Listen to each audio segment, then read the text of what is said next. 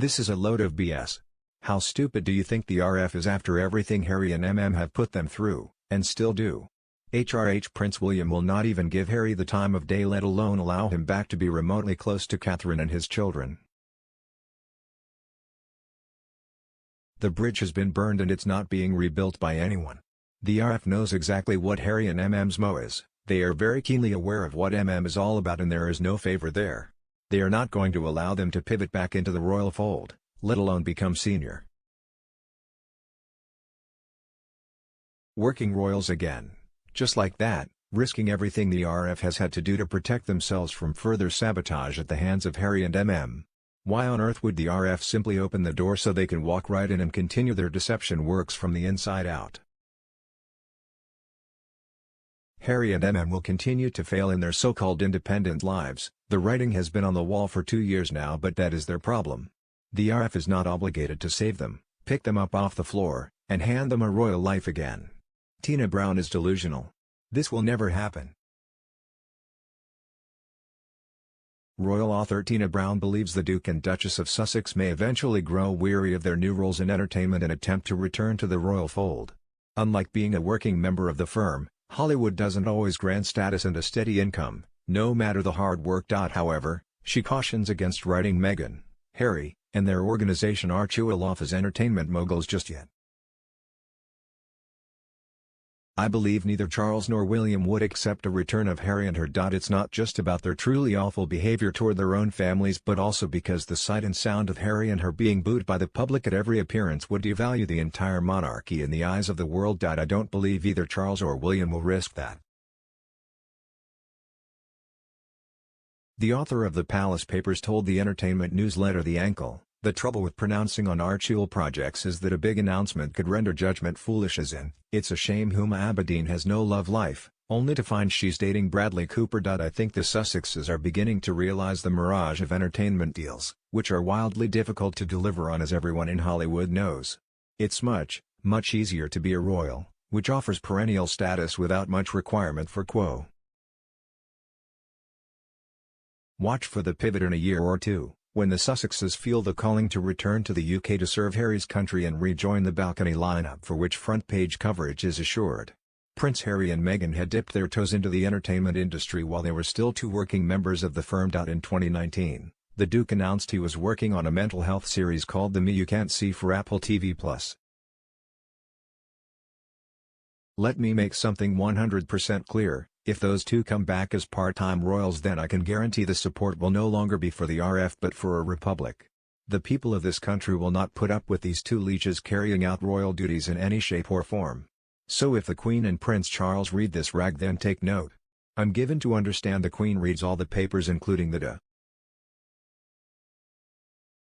The series was meant to launch in 2020 and was part of Harry's long-term commitment to breaking down the stigma surrounding mental health and promoting mental fitness. The program was eventually released in May 2021, featuring candid conversations about the royals' experiences with therapy as well as bombshells focused on his family. On the other hand, Meghan narrated the Disney nature documentary Elephant, which focused on a family of elephants who make yearly migrations from a flooded river delta to the edge of Victoria Falls in the Kalahari Desert. While the film was released as the Duke and Duchess of Sussex were bowing out of their roles as working members of the firm at the end of March 2020, the voiceover was recorded in the autumn of 2019.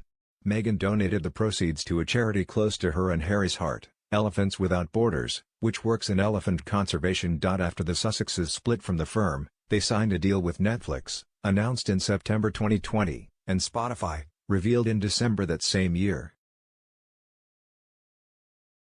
These multi-year deals, the size of which was never confirmed, will see the Duke and Duchess become creators of audio and video content with the support of their two production powerhouses, Archewell Audio and Archewell Productions. Meghan and Harry have so far announced two series for Netflix, Pearl, and Heart of Invictus. The first was meant to be an animated series focused on the adventures of a young girl, but, as announced in May, it was scrapped by Netflix as part of a wider cost-cutting move focused on animation products following a dip in subscribers. Tina Brown shows again that she is firmly in Camp Sussex. What she's chosen to ignore is that it isn't their decision, They may decide they want back in because things haven't worked out as they wanted, but there is no guarantee that Charles or William will allow it after their behavior, especially if they take note of the majority public view. It's bad enough that there is still no confidence in HRH Prince Charles to reign, but ever allowing Harry and even Andrew back in service will end the monarchy. The country and the people have spoken very loudly and long enough. Harry, and Andrew are not welcome back, not ever. If the RF ignores the voice of the people and allows this, they must understand such a move will end them as a ruling monarchy. It is a certainty. Heart of Invictus focuses on athletes preparing for the Invictus Games, which have taken place at The Hague in April. The multi-episode documentary aims at showcasing stories of resilience and hope, a statement released last year said. While the show, which counts Harry as one of its executive producers, was announced in April 2021, no date has been set yet for its release. Last week, several months after the deal with Spotify had been announced, Meghan released the first episode of Archetypes, a podcast series looking into labels that try to hold women back. The 12-episode program features A-listers speaking about their experiences as well as experts analyzing the meaning of certain words. The launch of Archetypes focused on the word ambition and how it can get a negative connotation when it is attributed to a woman. Meghan's first guest was tennis champion, Serena Williams, to be followed on August 30 by Mariah Carey. The show has so far been a success on Spotify, reaching the top spot in the streaming platform's charts in 10 countries.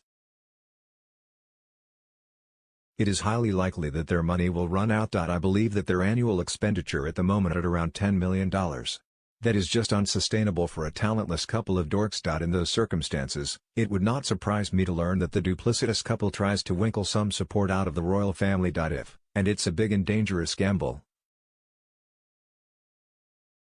If they were invited back to some supportive position, the monarchy would likely tip into some serious decline. They abuse their position, their family, and the British public. They will never be forgiven. They can never return. Divorce is the best option for the silly boy. I am 100% royal family all the way, and it will remain that way until the day I leave this earth. There is no way back for Andrew now, thankfully, so the only thing that would make me change my mind is if the RF were that blind to the feelings of the UK population. If they entertained these two coming back as working royals, that would be the end of any support from me. This article insinuates it's up to them to decide when and how to return to the easy life of royalty. Isn't royal life they found trapping? Unjust? Voice silencer? With too many stupid protocols? Why follow inferior people? Stop it! They, stupidly, managed to alienate the two future kings. The working royals don't like nor trust them. The country doesn't like them, nor palace staff. Yet thinks they can return as if nothing happened. Hi, we're back. Never. If Charles brings the gruesome twosome back, it will honestly signal a death knell for the royal family. Royalists are very upset that these two have been allowed to continue to besmirch the RF. Bringing them back into the fold after all that has been said and done would be a major disaster.